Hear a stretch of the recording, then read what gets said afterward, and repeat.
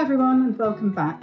Today we're going to paint robins on a snowy background using a wet in wet wash, splashes of water and salt to create a beautiful effect with no effort at all. This is Mythbuster number 1. No need to stress over creating great backgrounds, and then we'll paint 2 robins who are getting in the mood for Santa Claus.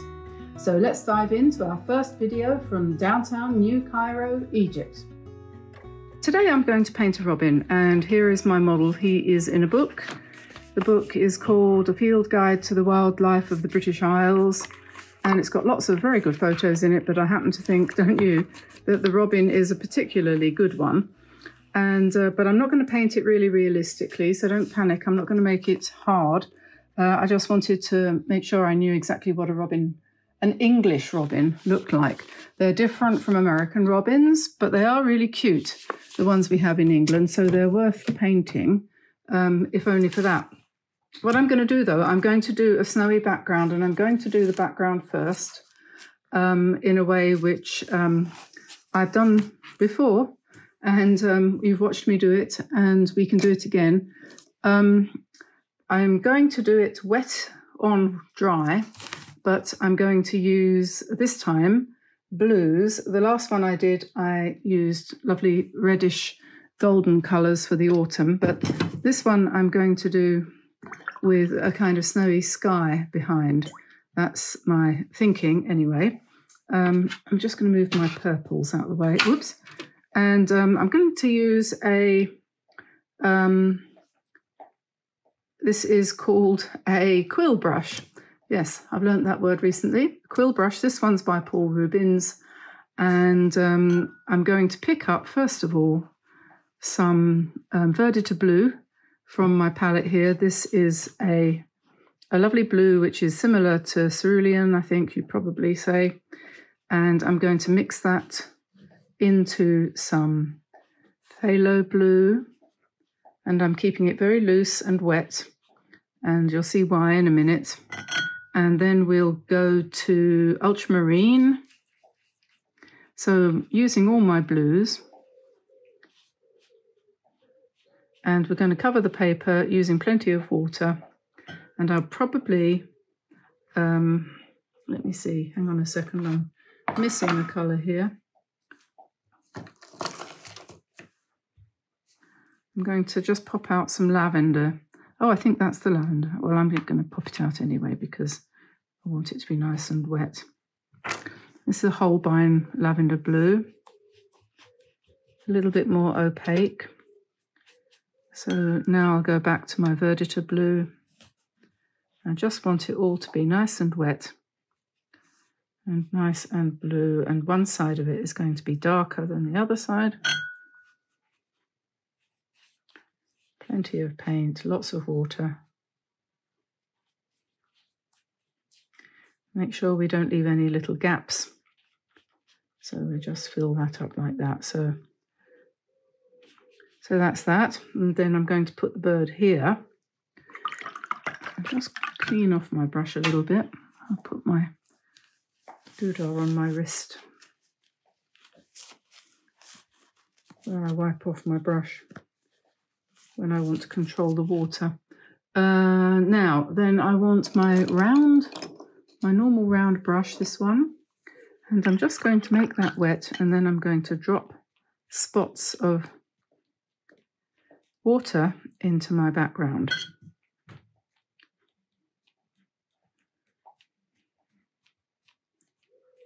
And the idea is the water lands on the pigmented paper and it pushes the pigment away. So we get these little starbursts of colour, or at least starbursts of not colour. And now I'm just looking for my salt, because I'm going to add to that some salt sprinkles. And we'll just go all over the whole page with that. And then we have to wait for a while. And you can see it's starting to work already there.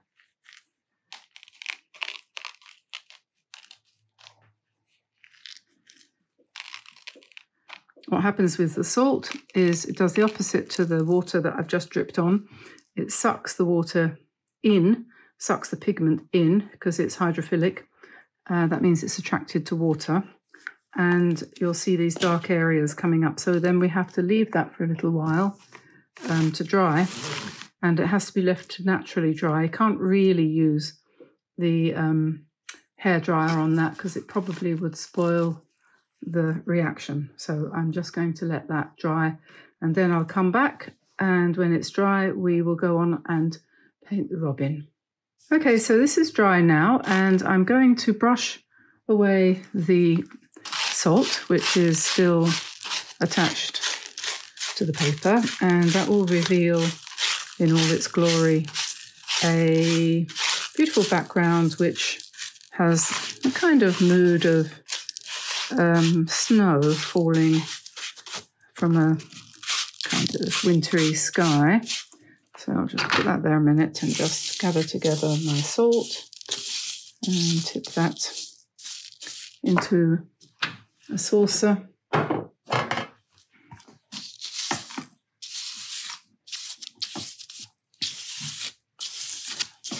Right, so that's that out of the way. Now, you have to be always ready to sort of work with the unexpected when you do something like this. And it looks to me at the moment as if there are two birds sitting here in this background already. They're a little bit smaller than I had intended my birds to be, but I'm looking at them and I'm thinking these shapes really are quite bird-like. And if you add just the beak and the eye, you can see a little birdie appear there. And I think maybe even over here we could, I think he looks like he's looking that way.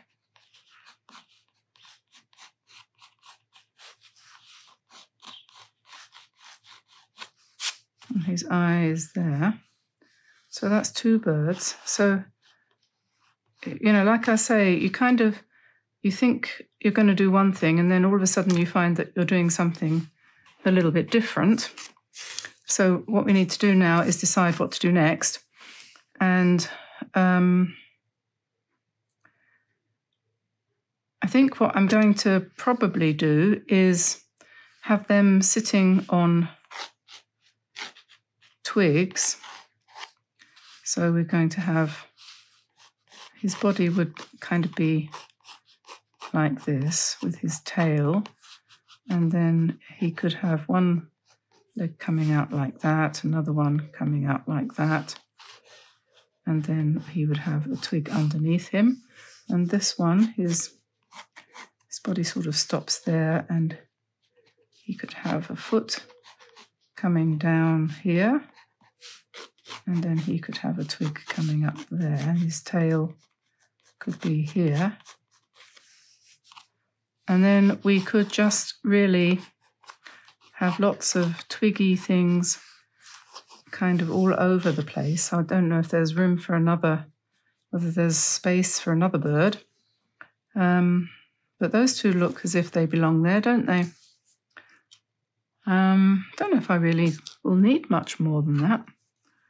So let's start with the beak of this one.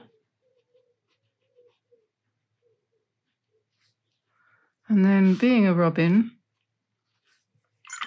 they have sort of brown, but they have reddish brown breasts.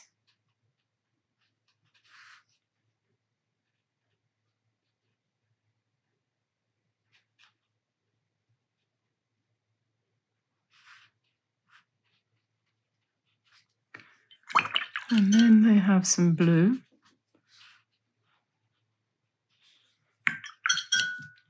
And then more brown.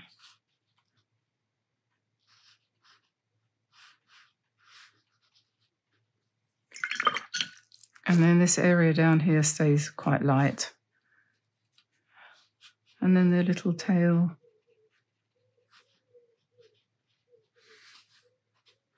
Comes out like that. And the details we'll do with pen, I think. And then over here, this one, we're going to try and make his breast a bit brighter because he's on darker blue. I don't know if this is going to work. We'll see. And then some brown.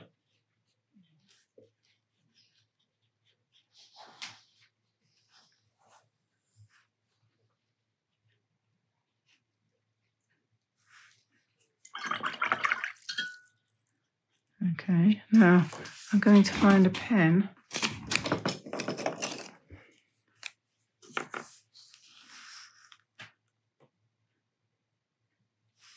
And we're just drawing the eye. It's much easier with the pen.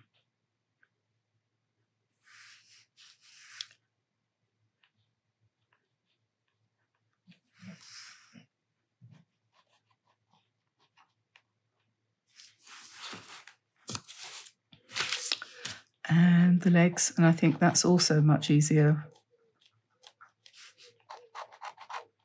This is a Pigma Micron size 0.8, is it? Yeah.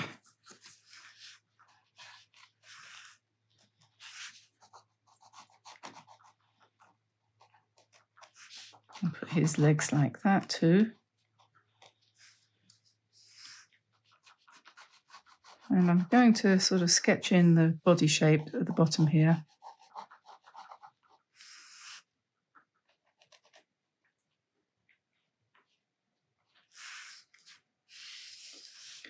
And then it's a question of how are we going to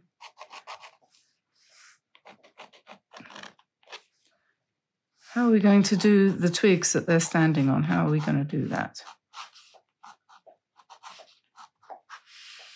So that's a start.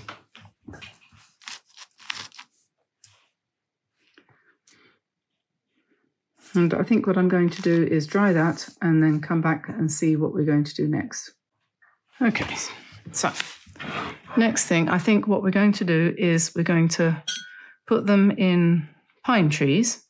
So I'm going to paint in some branches, and I'm going to use a kind of purpley colour for this because I think too much brown would not be a good thing.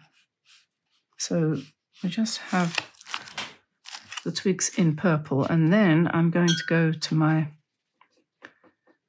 Perylene green, which is very dark, and we will start putting in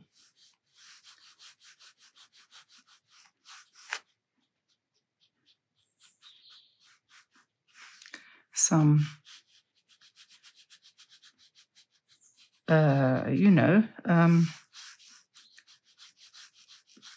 pine needles. That's the word, needles.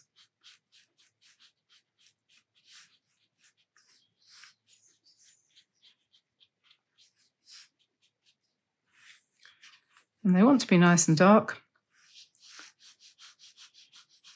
to show up against the snowy background, don't they? And this green is perfect for that.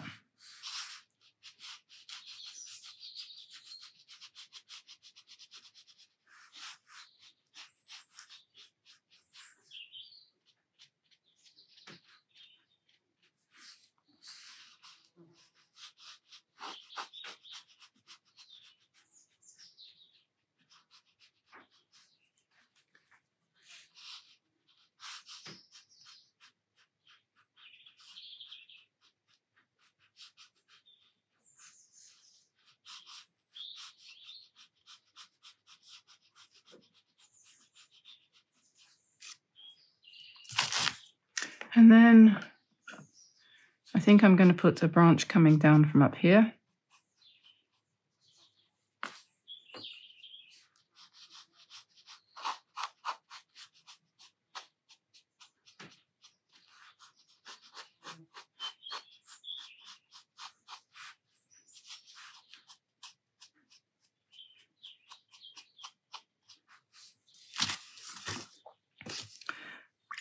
And I suppose we need, what do we need? Maybe we need some berries. I don't think you really get red berries on this kind of tree. Do you? Maybe you do.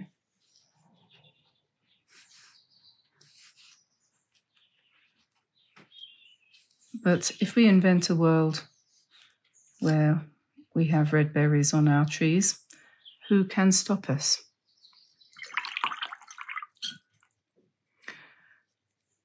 Do I want a little bit of snow? I hear myself asking myself.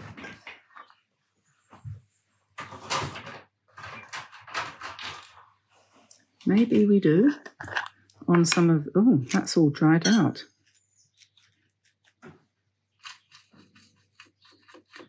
That's interesting. That's gone very, very strange in there. Interesting. Perhaps I won't use that one. Let's try this. That was P.H. Martin's, and that seems to have gone a bit strange. So we'll switch to this one, which is, I used to know, that's Royal Talons, isn't it? Yes, Talons.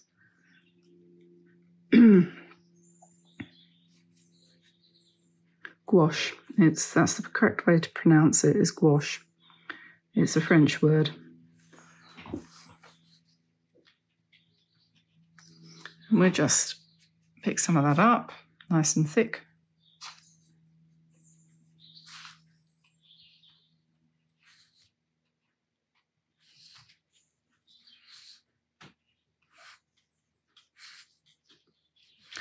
He needs a bit of white on his tummy there, I think.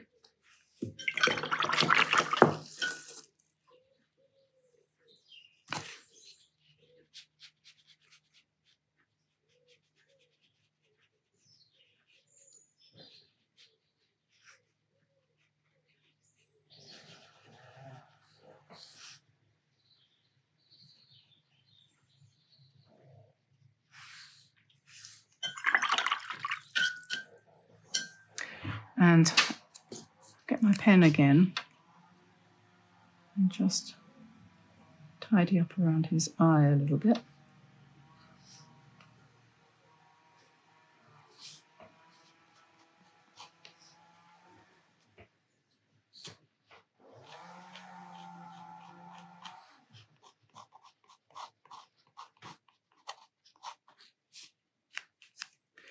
We could put more greenery in there, but I think that will probably do for now. And so yes, a couple of birds on a snowy background.